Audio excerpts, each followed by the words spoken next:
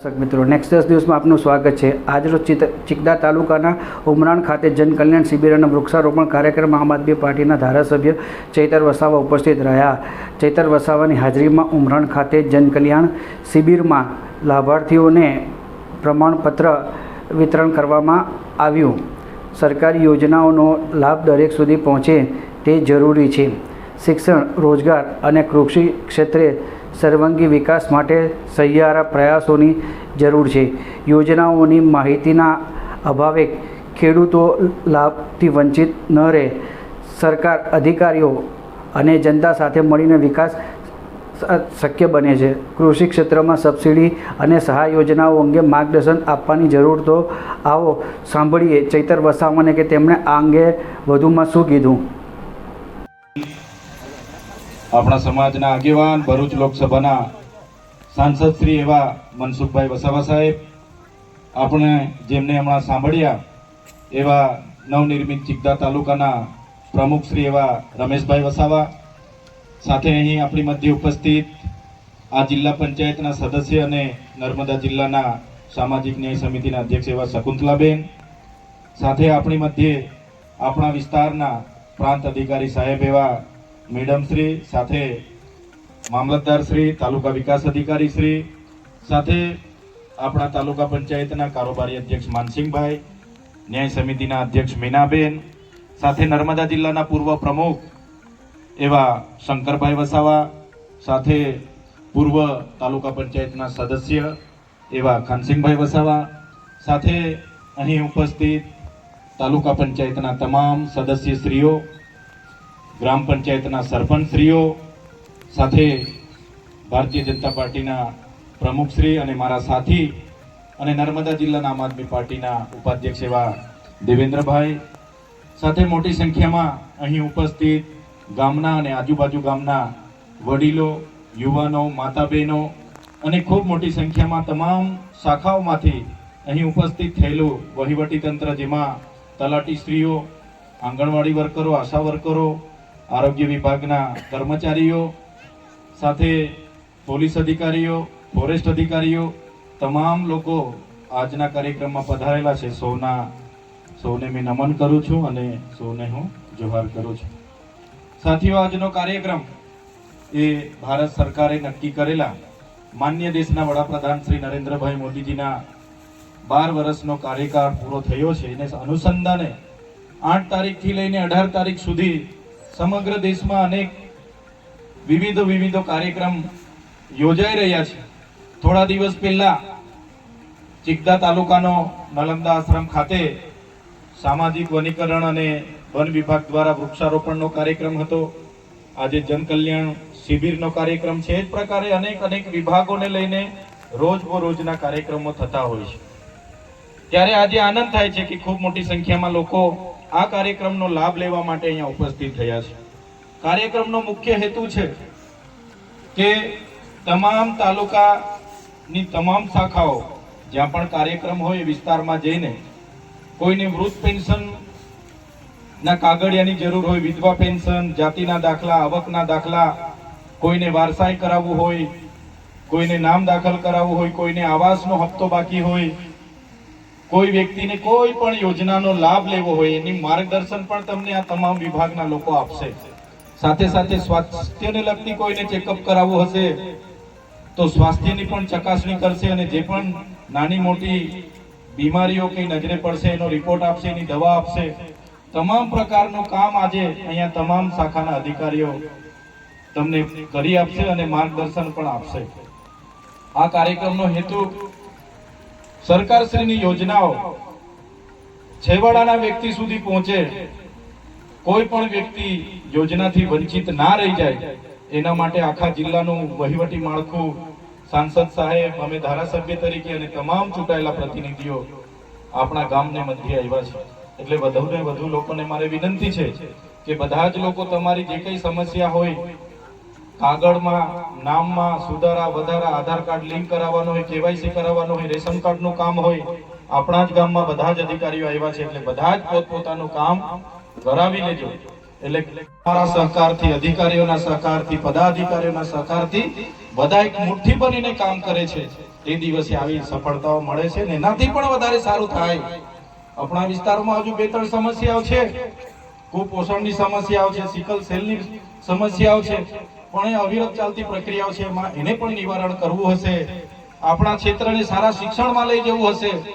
આપણા વિસ્તારમાં કૃષિ ક્ષેત્રે ક્રાંતિ લાવી હશે, શિક્ષણ ક્ષેત્રે ક્રાંતિ લાવી હશે, રોજગારીમાં પણ આપણા યુવાનોને સારી રોજગારી મળે, નોકરી મળે, ભરતીઓમાં પાસ થાય, એ પ્રકારની જો ક્રાંતિ લાવી હશે તો બધાએ સહિયારો પ્રયાસ કરવો પડશે. કોઈ એક વ્યક્તિના પ્રયાસથી આખો વિસ્તારનો સારો ઉદ્ધાર થઈ જાય, આખો વિસ્તારનો સર્વાંગી વિકાસ થાય એવું બનતું નથી. એક સામાન્ય તલાટીથી લઈને ગ્રામ સેવકથી લઈ ધારાસભ્ય, સાંસદ, પ્રમુખો, બધા જ લોકો, તમામ અધિકારીઓ, ફોરેસ્ટ વિભાગના હોય, જીબીના હોય, બધા જ લોકો રાત દિવસ મહેનત કરે છે, પોતાની ફરજ નિભાવે છે. એક પ્રકારે નૈતિકતાથી જે જવાબદારી મળી છે નિભાવશે તો મને પૂરો વિશ્વાસ છે સૌના સહકારથી આપણે આગળ વધી શકીશું. અહીંયા બેઠા છે બધા જ વડીલો, યુવાનો, વધારે વિશેષ નહીં કહીશું. હજુ તમારે બધા યોજનાઓની માહિતી પણ લેવાની છે. પણ આજના કાર્યક્રમમાં આપણી મધ્ય આપણા વડીલ સાંસદ શ્રી મનસુખભાઈ વસાવા સાહેબ પણ ઉપસ્થિત રહ્યા છે. એમને પણ આપણે સાંભળવાના છે.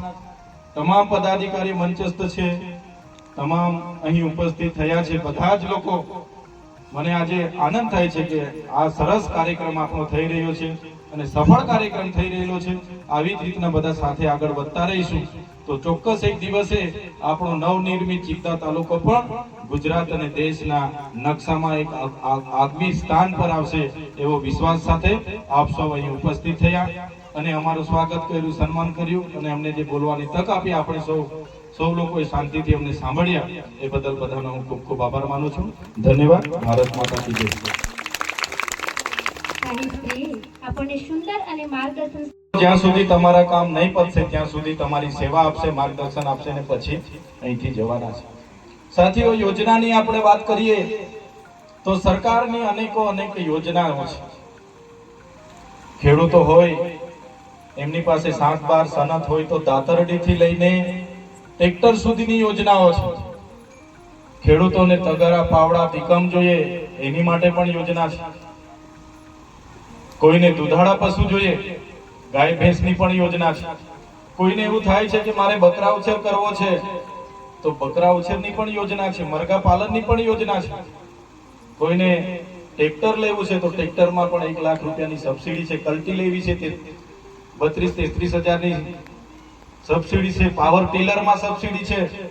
પ્લાવ લેવો છે, તમામ સાધનોમાં સરકારશ્રી તરફથી આઈ ખેડૂત પોર્ટલમાં એની સબસિડી મળે છે. એ જ પ્રકારે કૃષિ વૈવિધ્યકરણની એક યોજના છે. કોઈને ખેતીવાડીની કીટ જોઈએ કે ભાઈ સગવડ નથી, મારે ખેતીવાડીમાં વૈવિધ્યકરણમાં લાભ જોઈએ છે, એમાં પણ કોઈને કપાસનું બિયારણ જોઈએ, ડાંગરનું બિયારણ જોઈએ, શાકભાજીનું બિયારણ જોઈએ, ખાતર, દવા સાથે એની પણ યોજના છે. કોઈને વેલાવાળા શાકભાજી કરીને માંડવા બનાવવાના છે, એની પણ યોજનાઓ છે. એ જ પ્રકારની અનેક જાતની, કોઈને નેટ હાઉસ બનાવવું છે, ગ્રીન હાઉસ બનાવવું છે, મલ્ચિંગ બનાવવું છે, ડ્રીપ બનાવી છે, એ તો તમામ પ્રકારની યોજનાઓ આજે છે. તમે આ અધિકારી મિત્રો બેઠા છે એમને પૂછીને તમે કરી શકશો. એ જ પ્રકારની ડીઆરડીની પણ એટલી બધી યોજનાઓ છે. જિલ્લા રોજગાર કચેરીની પણ એટલી યોજનાઓ છે. કોઈ બેરોજગાર છે અને રોજગારલક્ષી સબસિડી જોઈએ છે, કોઈ દુકાન ખોલવું છે, કોઈ બેને બ્યુટી પાર્લર ખોલવું છે, એની માટે પણ સબસિડી છે. કોઈને એગ્રો ખોલવો છે, મંડળી ખોલવી છે, કોઈને દૂધ મંડળી ખોલવી છે, કોઈને તબેલો બનાવવો છે, એની માટે પણ સબસિડી છે. એ જ પ્રકારે કોઈને સીવણ મશીન જોઈએ છે, કોઈને કોમ્પ્યુટરની તાલીમ લેવાની છે, કોઈને શેરડી પિલાણનું મશીન જોઈએ છે, કોઈને સલૂન ખોલવું છે, વાળ કાપવાના સાધનો જોઈએ છે, કોઈને કડિયાના, મિસ્ત્રીના, તમામ પ્રકારની સહાયો આજે સરકારશ્રીમાંથી યોજનાઓ છે એમાં મળી જાય છે. તમને શું જોઈએ એનું માર્ગદર્શન આજે આપવા માટે અધિકારીઓ આવ્યા છે. એ જ પ્રકારે શિક્ષણમાં પણ અનેક પ્રકારની યોજનાઓ છે. કોઈ વિદ્યાર્થી આપણો હોય એને MBBS કરવું છે, આપણી પાસે એટલી સગવડતા નથી તો એની માટે પણ ટ્રાઇબલ સપ્લાનમાં આપણે જોગવાઈ છે. કોઈનો દીકરો ઉચ્ચ અભ્યાસ માટે એને સારું પાયલોટિંગ કરવું છે, પાયલોટ બનવું છે અને વિદેશમાં અભ્યાસ કરવા જવું છે, એના માટે પણ ટ્રાઇબલ છે. મારો કહેવાનો મતલબ ઘણી યોજનાઓ એવી છે કે આપણે સુધી પહોંચતી નથી. એનો અર્થ એવો થાય કે આપણે જાણતા નથી. કોઈને પિકઅપ જોઈએ છે કે ભાઈ મારે માલ સામાનનો વાહતુક કરવાનું છે, મારે શાકભાજી સુરત પહોંચાડવાની છે, તો પિકઅપમાં પણ સબસિડી છે. તમામ યોજનામાં સબસિડી છે. ખેડૂત માટે સ્માર્ટફોનની પણ સબસિડી છે. ખેડૂતે ખેતીવાડીની યોજનાઓ જાણવી છે, માહિતી મેળવવી છે.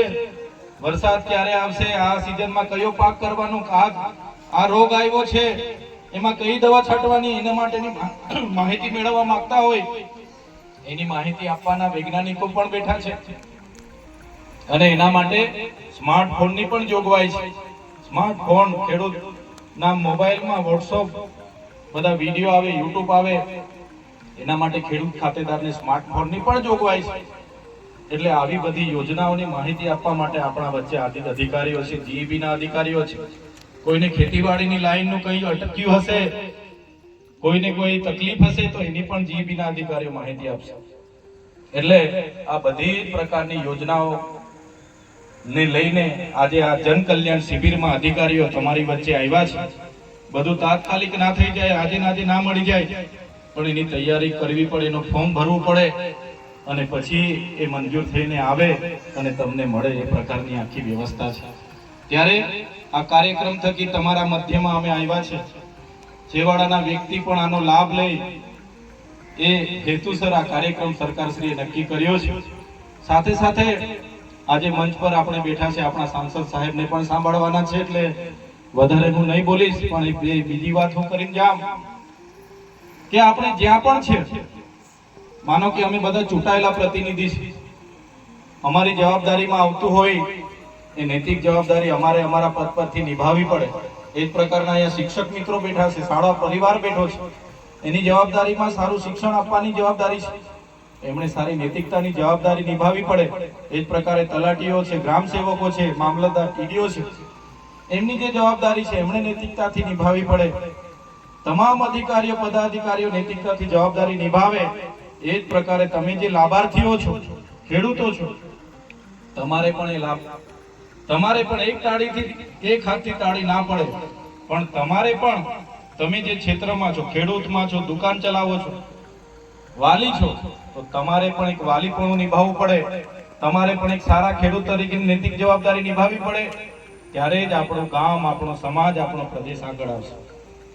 બધા સાથે રહીને કઈ રીતના આપણો વિસ્તાર આગળ આવે એવા સૌએ પ્રયાસ કરવા પડશે. મને આજે કહેતા આનંદ થાય છે, ગુજરાત સરકારના સહકારથી અને માન્ય સાંસદ શ્રી હોય, અમે હોય, આપણી અધિકારીગણ હોય, તલાટી, ગામ સેવક, ટીડીઓ, બધાના સહકારથી ગુજરાતના તમે મનરેગાના ડેટા જોશો તો આજે મનરેગાના ડેટામાં આપણે 1 થી 5 નંબરમાં આવીએ છીએ. તમે પ્રધાનમંત્રી આવાસના ડેટા ઓનલાઈન જોશો, એમાં પણ આપણો ડેડિયાપાડા તાલુકો આપણા 1 થી 5 નંબરમાં આવે છે. તમે પ્રધાનમંત્રી કુસુમ યોજના, જેમાં સોલાર પંપ સેટ મળે છે, આજે તમે સાંજે બેસીને મોબાઈલમાં પીએમ કુસુમ યોજના ખોલીને એના ડેટા જોશો તો મને કહેતા આનંદ થાય છે કે આખા ગુજરાતમાં આપણો વિસ્તાર 1 નંબર પર આજે છે. એ જ પ્રકારની અનેક યોજનાઓ તમને ઓનલાઈન ડેટાઓ મળશે. ત્યારે એ તમામ લોકોના પ્રયાસોથી થયું છે. કોઈ એકલાના પ્રયાસોથી અમે એવું નથી કહેતા કે અમે ચૂંટાયેલા લોકોના પ્રયાસથી. આવા સમાચાર જોવા માટે આપ અમારી ચેનલ લાઈક કરો, શેર કરો, સબસ્ક્રાઈબ કરો. અને જો દર્શક મિત્રો તમે અમારા આ અહેવાલને ફેસબુક પેજ પર જોઈ રહ્યા છો તો તમે અમારા ફેસબુક પેજને ફોલો કરો. ઇન્સ્ટાગ્રામ પર જોઈ રહ્યા છો તો તમે અમારા ઇન્સ્ટાગ્રામ પેજને ફોલો કરો.